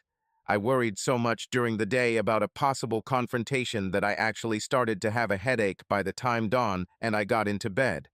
Obviously, using this as an excuse to avoid intimacy would have damaged his ego beyond repair. Don was wearing his boxer shorts when I lay naked under the sheet next to him. I foolishly hoped that I could make love to him and pretend last night never happened, but of course that couldn't be the case. At first, he didn't respond to my caresses, but when I continued to stroke him, he eventually reacted and cupped my breasts, beginning to kiss me back. We didn't speak again that night, but in the morning, waking up at the same time, Don casually asked, "Well, how was it?" Thinking he was referring to yesterday's adventure, I put my arms around his neck and kissed him hard on the lips, then said softly, "It was wonderful, absolutely wonderful." I didn't notice his shocked expression, continuing, "It was uncomfortable at first, but you were so gentle that it soon became pleasant, very pleasant, if you know what I mean." His frown turned into a puzzled one, and at that moment I realized that he was not talking about the sex we had enjoyed yesterday. He wanted to know how my night with Bo went, and it was a series of questions that I wasn't ready to answer. Before I could gather my thoughts to answer, he continued, "Yes, it was wonderful, and I'm glad it was something we shared together," he retorted. "But what I meant was how was the night with Bo Johnson?" I sat up abruptly, covering my lower body with the sheet and my breasts jiggling as I turned to look at him. My anger grew as I said, "What the hell do you want to know? Don't. You want to know every little thing. I didn't realize that my voice was getting louder as my anger grew, but I continued. You want to know how big he was? I don't know, it was dark and I was scared. We didn't have sex. He just had sex with me, that's all. He was gentle and attentive, but I gave him what you agreed to when you decided that my virtue was worth the price of survival. Seeing the pain on his face after my furious attack, I calmed down, taking a few deep breaths. I lay down next to him, putting my hand on his chest, and, bringing my mouth to his ear, I whispered, "Honey, what we do is make love. What Bo Johnson does is use my body for his pleasure. I will try to make this relationship as clinical as possible, but please remember that what he is doing when he's with me, it's not the same as what we do as a loving couple." My words seemed to calm Dawn to some extent, but my problem was, did I really believe what I just said? I quickly washed my face and got dressed before dawn, and I went downstairs to make breakfast. Bo had already started the fire on the grill and came in through the back door when I walked into the kitchen. He managed to keep his face without grains or knowing glances, simply saying dryly, "Good morning, Carrie." Don followed him a few minutes later and received the same greeting, to which he responded hesitantly. I went outside to fry pork and eggs, while two men drank coffee and discussed plans for the day. As I cooked, I wondered vaguely whether our unusual shared arrangement could actually survive, let alone thrive. I had my doubts. It was now Thursday, and it was my second night with Bo. This week, while they were outside, I took out a modest nightgown, a spare robe, a spare toothbrush, and hid them in Bo's room. If he found them, which I assumed he didn't mention it. Last night Dawn and I made love. This was the first time since we got married that my husband didn't take the time to satisfy me, and it was both annoying and infuriating. So after dinner, Dawn went upstairs again without a word, and when Bo took me to his room, not only was I not nervous, but oh my God, I was excited. Bo had proven to be an attentive and capable first-time lover, and I had no reason to think that today would be any different. The candle was lit, but the fading sunlight filtering through the curtains only slightly illuminated the room. There was no talking as he took me into his arms, standing next to the bed. Again, his kisses were soft and gentle. We undressed each other slowly and sensually. The thoughts of my husband on the stairs below disappeared. Gone was my promise of minimal participation. It was here and now, and my actions were driven by pure desire. My need was to receive and give complete sexual satisfaction. The next morning, I woke up to a cool breeze blowing over my naked body. The ceiling fan hummed, but Bo had already left. The sun had long since risen, and the memories of the previous night of sex filled me with guilt. But at the same time, my body throbbed with pleasure at the memories. I have never had such intense pleasure with anyone other than Marty.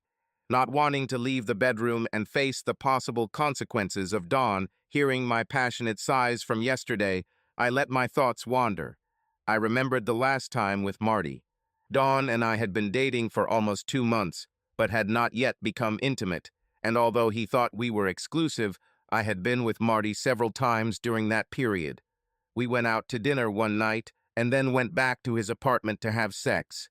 I don't know how Marty could sense my anxiety after that, but after an unusual silence he said, "So, baby, I believe you've met someone who can replace me." I didn't answer for a moment and then nodded in response.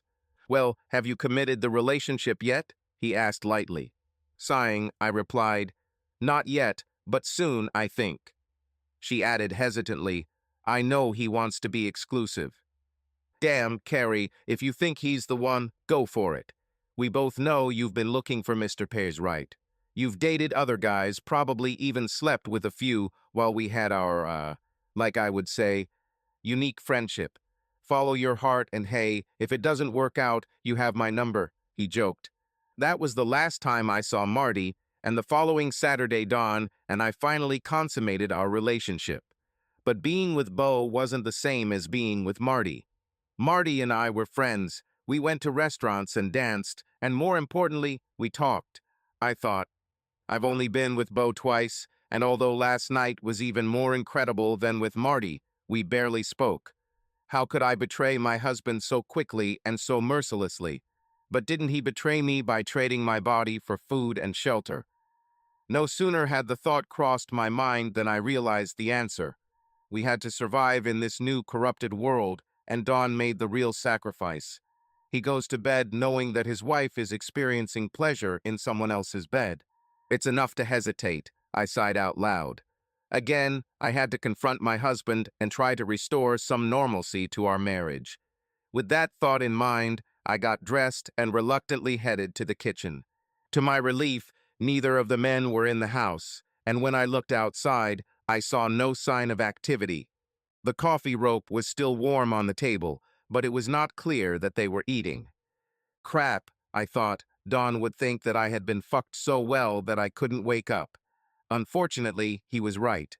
Bo usually went to the lake every other day to get water, but when I went into the dirty room, I noticed that all 4 water cans were missing, so I assumed he had taken Dawn with him. I was busying myself around the house when, about half an hour later, I heard 2 shots from the forest of the State Reserve. My heart almost jumped out of my chest. All I could think about was that one of them was dead, and it was probably my husband. Bo always took his rifle with him into the woods. What if Don heard us last night and, unable to cope, physically confronted Bo and Bo shot him? What if Don grabbed the gun while Bo was distracted and killed him? My knees were shaking from these thoughts as I headed for the back door. I became completely hysterical as the minutes dragged on with no sign of either of them. Eventually, I saw both dogs run out to the edge of the forest, but they didn't bark. They just stood there looking at the trees. Before I saw anyone, I noticed Elvis's tail was wagging. A moment later, as I was retreating from the forest, I saw Bo. Oh God, he's dragging a body. He killed Dawn. He killed my husband. I rushed outside, opening the screen door and rushing towards him. I was halfway there when I saw Dawn trying to carry the other end of what now looked like an animal. I stopped when I saw Dawn, relieved to realize it was just my paranoia. The body was an 8-foot alligator, and both men were sweating with the effort of dragging the dead gator across the yard to the heavy wooden table. After they both drank a lot of water and rested for a while, Don said he would go back and start picking up the water cans that were left behind, while Bo went inside the house to change out of his sweaty clothes. Having never seen an alligator outside of a zoo, I stood at a respectful distance, studying the beast as if it might come back from the dead and attack me. I was so happy that both my men were safe that I didn't hear Bo leave the house until I felt his arms wrap around my waist and felt his lips on my neck. He scared me, and when I turned to face him, he bowed his head and kissed me. The kiss was brief but intense. Looking into my eyes, searchingly, he said, "Thanks for last night, Carrie. You were fantastic. Your husband is one lucky guy." He kissed me again, but this time I kissed him back. After everything that happened last night, I couldn't understand why I felt ashamed, but I felt the color rinse on my face, and I just smiled shyly in response. My 2 men, I thought, feeling a mixture of shame and excitement. The next 2 weeks passed uneventfully, except that my nights with Bo now included talking. I expected our sex drive to wane, but if anything, it seemed to only get stronger, and I looked forward to time with him. Don and I still made love a couple times a week, but his enthusiasm wasn't the same, and frankly, neither was mine. One night when he tried to have sex with me, I got angry and pulled away from him. When he asked what was wrong, I answered angrily, "Don, this isn't making love. It's just using me to please you. You're not trying to please me anymore. You're not even kissing me anymore. You're just getting down to business." He turned over on his back and, looking at the ceiling, dreamily answered, "You have he for that." I was shocked and confused, but before I could respond, he continued, "I hear you, you know. I hear the bed creaking. I hear your moans and sighs. I see the look of satisfaction on your face in the morning. I can even smell sex on you before you take a shower." I didn't know what to say. He was right, of course. This old house with no carpets or curtains echoed every sound. The only thing I could think of to say was, "I know it's hard for you, darling, but it's not even twice a week. I'm yours the rest of the time, and I want to be yours." I try not to react, but I'm human and subject to the same animal instincts as we are all people. We don't whisper sweet words to each other and don't hug in our sleep. It's just sex, pure and simple. We entered into this agreement with our eyes open, not because we wanted to, but because there was no other choice. I just lied to my husband in an attempt to save his feelings. However, the truth is that Beau and I do hug, and we may not say sweet words out loud, but there seems to be an unspoken emotional connection growing between us. I feel it in myself and see it in his eyes. I love Dawn, but I knew I wanted Beau in my life too. It was selfish, I knew, but our evening conversations moved our relationship from silent sex to something more, maybe not love, but definitely something more. I recently asked Beau about the photo of a woman and child on his dresser. He looked at her silently for a minute before answering. Laura and Kyle, my wife and son. He was only a year and a half old when they died. I was serving in the army as a ranger in the Middle East when a truck ran a red light and hit their car. He shook his head in disappointment and added, "I only had 10 days left before the end of my service, just 10 damn days." "I'm so sorry," was all I could say. He just nodded, sadly. In subsequent conversations, I learned that he grew up in Ohio and worked in his father's construction business, which supplemented the income from the family farm. He learned some skills in electrical, plumbing, and carpentry, but his real passion was farming. His intention was to follow in his father's footsteps and find a place like this to move with his family and build a business on the side. Some time after his dismissal, he entered an agricultural college and took courses in agriculture and animal husbandry. He found this place by chance while visiting an old army comrade.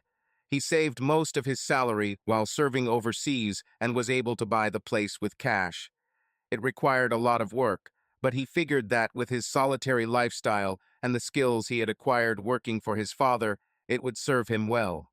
A few years ago, a local farmer who owned an adjoining property to the south sold it to Beau on the cheap. The farmer who originally planned to cultivate it grew old and abandoned the idea.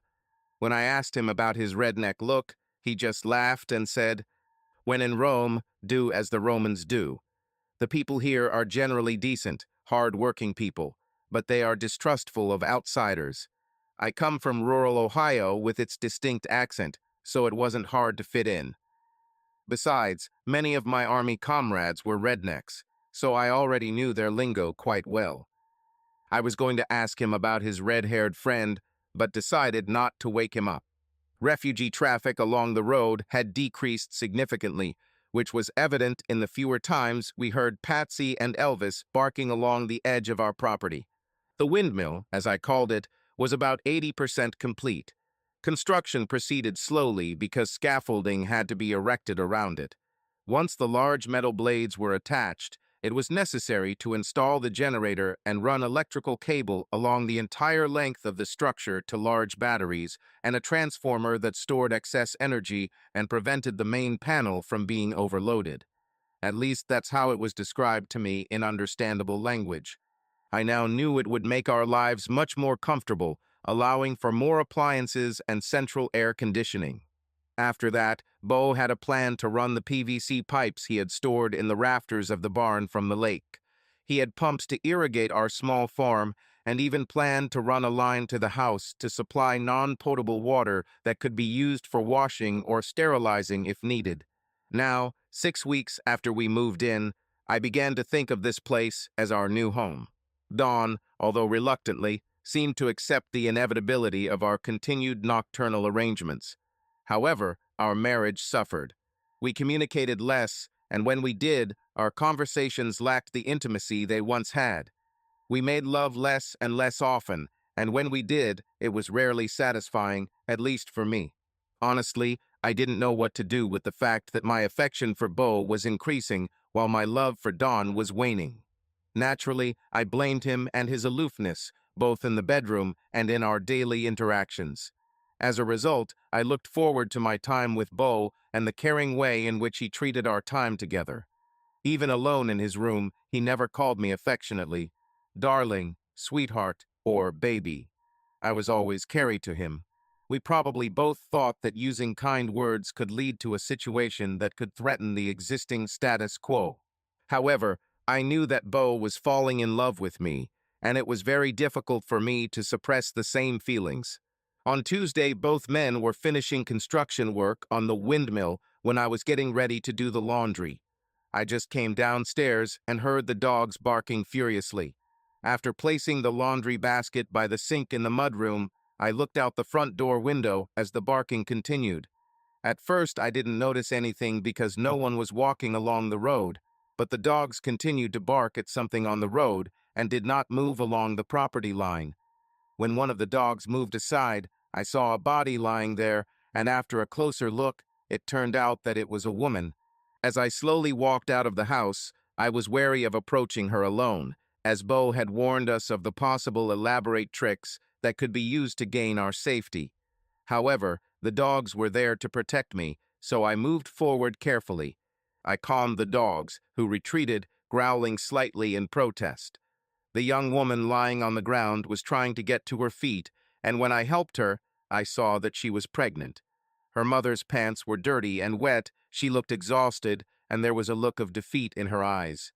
Before I could ask what happened, she grabbed her stomach, groaning in pain, and fell to her knees. I assumed she had gone into labor, which she confirmed when the contractions subsided. I had watched many poor souls walking along the road in desperate need, but this was different, and I had no intention of abandoning it. When I asked if she could walk home, she nodded. The dogs began to bark again, but when I reproachfully stopped them, Elvis quietly stepped aside. Patsy, who had been nothing but tolerant towards me, remained nearby, continuing to grumble her disapproval.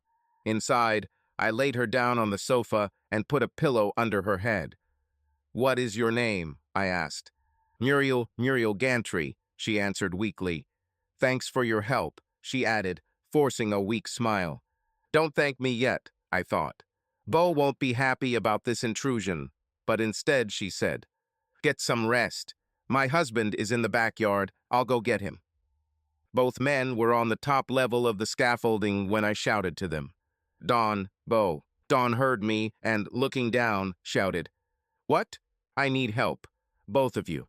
By then, Bo had heard our brief conversation, and when Don replied that they needed a few minutes to secure the blades, I shouted, "Now, I need you both right now." Bo's first thought must have been intruders, because as he walked down the stairs, he pulled out his pistol, which he always carried with him on the street.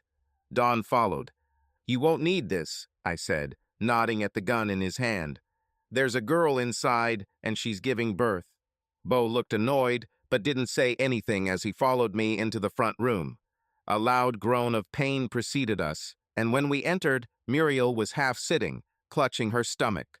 Bo stood looking at the scene in front of him with obvious bewilderment. Don, on the other hand, quickly knelt by her side and, in a stern but not angry voice, asked, "How much time between contractions?" Sweat rolled down her forehead as she moaned. "About 5 minutes, I think." Despite her large belly, she looked very thin and gaunt. Her skin was pale, and there were dark circles around her eyes. "Everything will happen soon," Don said to no one in particular. "We need to move her to the bed."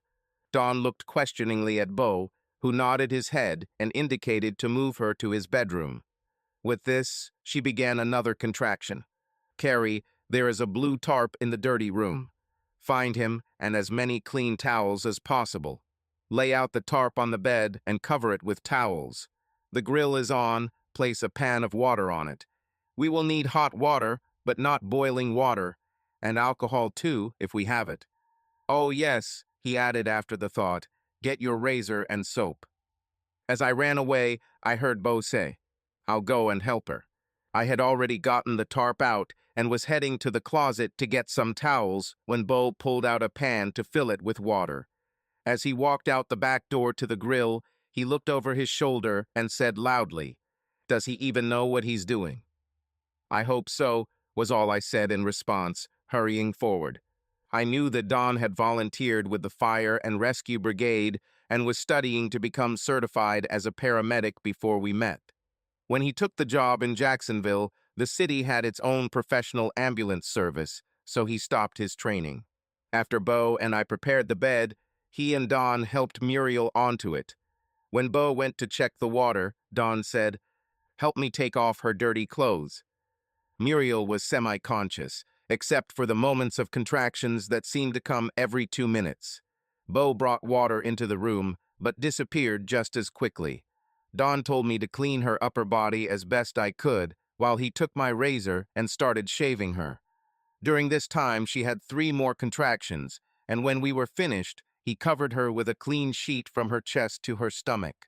Hold her hand, talk to her, encourage her to push during contractions. Her pulse is very low. She is suffering from malnutrition, and the shock may be too much for her body. I was scared to death, knowing that the life of this woman and her unborn child hung in the balance. However, Don's self-confidence was like that of an obstetrician, and this kept me from being confused. Muriel seemed to come to her senses a little, and as I encouraged her to push, Don held her knees apart and looked intently between her legs. Finally, he said that he saw the head and, looking up, called, "Come on, dear, like this, push, push as hard as you can, but breathe. That's it, take a breath and push again. Breathe, now push again." "Harder," he demanded. "Like this, take a deep breath and then push. Push, push," he repeated. I held my mother's hand and wiped the sweat from her forehead, so I couldn't see what was happening with Dawn. But after one last cry of pain, Muriel lost consciousness.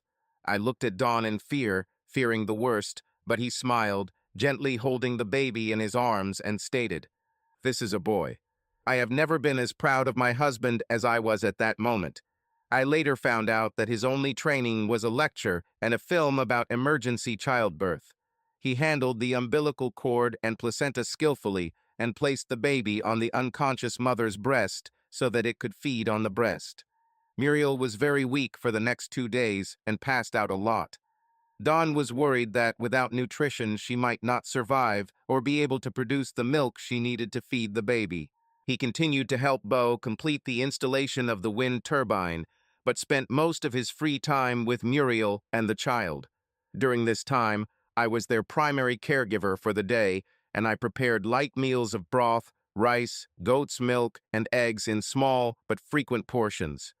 The men made a cradle with rocking chairs from some extra wood from the barn. As Muriel regained her strength, I helped her go to the toilet, but she was too weak to shower or bathe, so I washed her body with a damp cloth, combed her hair, and, since she could not groom herself, I even shaved her legs. I had seen naked girls in gym showers, but I had never touched a woman's body so intimately before. She had long curly brown, almost black hair, dark brown eyes, and a beautiful face. She was a couple of inches taller than me, with smaller breasts, and she must have had a good figure despite her pregnancy. There was sadness in her eyes, but it gave way to loving contentment as she held her child. She thanked me over and over again for the rescue, even though I told her that all the credit went to Dawn. The first night Dawn slept on a chair next to her bed, and the next 2 nights on the sofa behind the open door. The day had been long and grueling, so I wasn't surprised when Bo moved some of his things into his former master bedroom and didn't join me, even though it was supposed to be our night together. I spent most of the next day caring for Muriel and her newborn son. After I served her lunch, I asked how she ended up in front of our house, where I found her. Before answering, she wanted to know if I was aware of the disastrous state of affairs in which we found ourselves. I explained that it was probably an attack. What is an attack? How it affected our lives, and about Bo's ham radio network. Without mentioning the specific details of our agreement, I recounted how my husband and I became Bo Johnson's guests, including the incident where I was nearly raped and killed. When I finished my story, she was crying, and after I wiped her tears and calmed her down, she fell asleep. Over the next few days, between bouts of crying whenever she mentioned her husband, she explained what had happened and how she ended up where I found her. She said she lived with her husband, Owen, in an old house they rented on the outskirts of Jacksonville. Owen left the day before the blackout for a one-week training in Charlotte. To save money, he took a family sedan rather than fly at the company's expense. He was reimbursed for miles and gas for driving, which earned him a little extra money. Muriel's sister also lived in Jacksonville, so she could come to her aid if Muriel needed someone to drive her anywhere. She was annoyed, not worried, the day the lights went out. But a few hours later, her anxiety intensified when she tried to call her sister. She was surprised to find that her fully charged mobile phone was not working. As dusk fell, her anxiety grew, and she went to her neighbor, Mrs. Tentaro, an elderly widow who had lived alone since her husband died 10 years ago. Since Muriel and her husband were fairly new to the area, the old lady was the only person they really knew. They seemed to take the widow under their wing since she lived very modestly. Owen busied himself tending to her garden, which was in dire need of attention, and Muriel often prepared extra food to bring to her at mealtimes. Although she was a lively and witty woman, Mrs. Tentaro suffered from arthritis and walked with the aid of a cane. After discussing the situation with the neighbor, they agreed that Mrs. Tentaro would stay at Muriel's for the night, with the expectation that the power would be restored by morning. By the start of their third day without power, both women were more than a little concerned about the length of the outage, adding to their growing anxiety. They also noticed a lack of car traffic and an unusual number of people walking or biking along the street. Muriel approached several travelers, but they either had no idea what was happening or offered theories that ranged from the apocalypse to an alien invasion. The only useful information they received was that the phones were not working. Most cars would not start, and that conditions in the city were becoming critical due to lack of water, sewerage, and food. Hospitals were closed due to a lack of power, and there were no police to quell the looting and rioting that began. Muriel was horrified. Her baby was due in less than 3 weeks, and there was no one to help her but Angie. Not knowing the scale of the disaster, she prayed for the return of her husband. Adding to their misery, the food in the refrigerators had spoiled. They had a limited supply of water left and were trying to manage their human waste. Strangely enough, none of the fleeing citizens approached their house, but on the 10th day they were startled by a loud knocking on the front door. None of the women dared to answer. They simply remained silent and hid out of sight. Just when they thought the intruders might have left, the front door was suddenly forced open. Muriel screamed as 3 dirty people rushed inside, 2 men and 1 woman, all apparently in their 30s. Angie was screaming at them to go away and leave them alone when the woman, thin but tough-looking, punched her in the face. She hissed in a threatening voice, "Shut up, you old bitch. We'll leave when we're ready." Angie fell on her side and clutched her chest, gasping for breath. One of the men, a short, bald guy with teardrop tattoos under one eye, grabbed Muriel by the hair and held her, holding her in position. Another man, a tall, thin guy with a greasy braid and angry dark eyes, shouted to the woman, "Lizzie, check the first aid kit, I'll check the kitchen.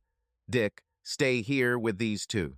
Angie was still lying on the couch, her face as pale as ash.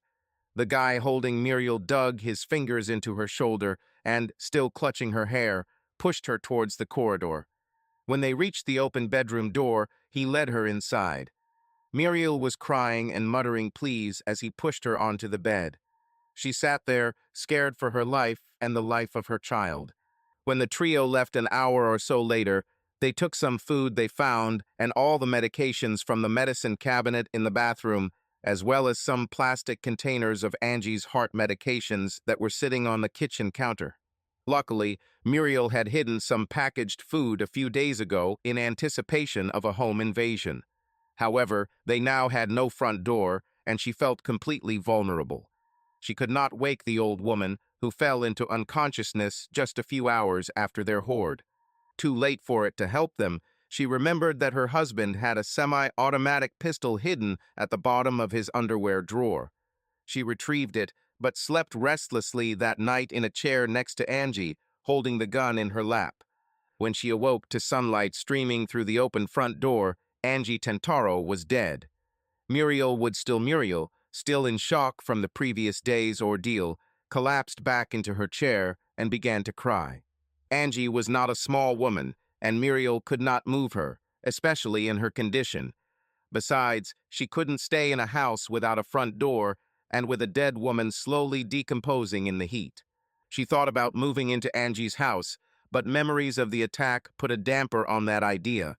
Owen restored an old El Camino, working on it little by little in the detached garage attached to the house. With no other choice, she gathered the food she had stashed, consisting mostly of dried instant soups, several boxes of minute rice, some canned stew, 2 cans of Spam, and the remaining water, and moved to the garage. The garage had a standard metal overhead door, dented and rusty. Without power being supplied or the door opener being disabled, the door could not be opened from the outside. A wooden side door with glass panels gave her access to the cluttered garage. However, without ventilation, it was even hotter than inside the house. Having made her last trip to the house for clothes and other essentials, she was horrified to see that the flies had already found the old woman's body and were swarming around her face.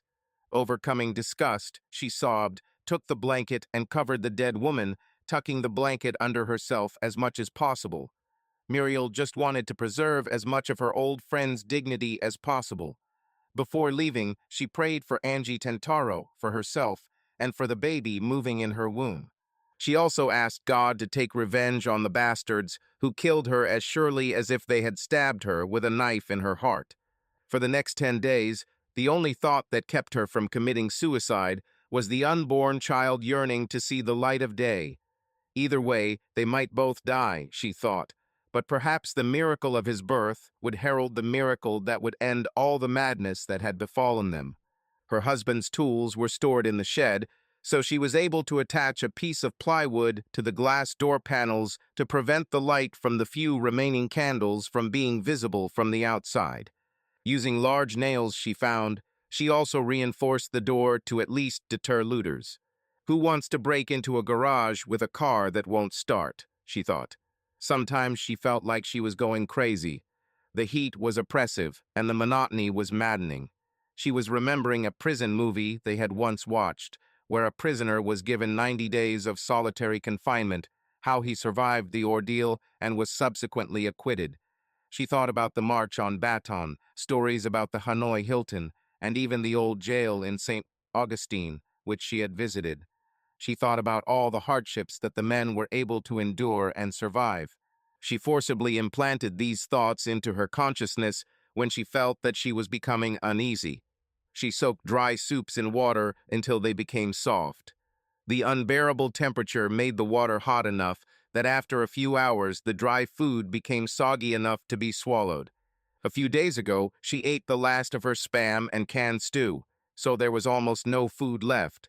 Her only saving grace was the fact that Owen had a small refrigerator, the type they kept in the dorms in the garage, to quench his thirst while working on the car. Water and beer were stored in it. Her fears that pregnant women should not drink alcohol now seemed ridiculous, and in her weakened state, the slight intoxication from the beer was a small relief from her suffering. However, almost all the food was eaten, and the possibility that she would never see her child became increasingly real. The back seat of the El Camino became her living room, and it was her bedroom. Empty buckets were her toilet, and despite the fact that she filled them with half-empty cans of paint to muffle the smell, the stench was unbearable. During the day, enough light leaked through the cracks in the dented garage door that she could at least see and move around. The hood of the car was open. Presumably her husband was working on the engine. Some kind of soft padding was placed on the fender to protect the paint while working under the hood. Out of curiosity, she looked into the engine compartment, and, to her inexperienced glance, it seemed that everything was in place. There were no loose parts or anything that would indicate a problem with the engine. With nothing else to do to pass the time, she got behind the wheel and turned the key. The sound of the engine starting almost scared her to death, and her hand frantically waved, trying to turn it off. She sat there for a long time, thinking about the possibilities this could represent. One thing she knew for sure was that it could offer her an escape from this garage this prison, this loneliness. Frightened, Muriel turned the key to the accessories position, and the devices came to life. She had never sat in this car before, as it was her husband's territory, and she had little interest in it. Looking at the unfamiliar control panel, she found the fuel gauge and was delighted to see that it showed half a tank.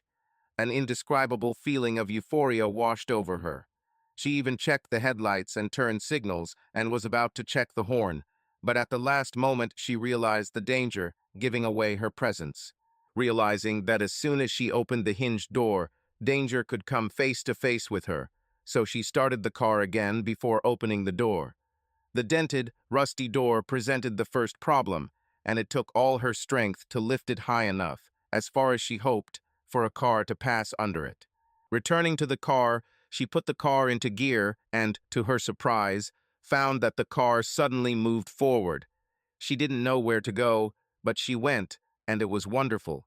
The further she went from the city, the fewer people she met. Some shouted at her as she passed by, some tried to stop her, but most looked at her in amazement.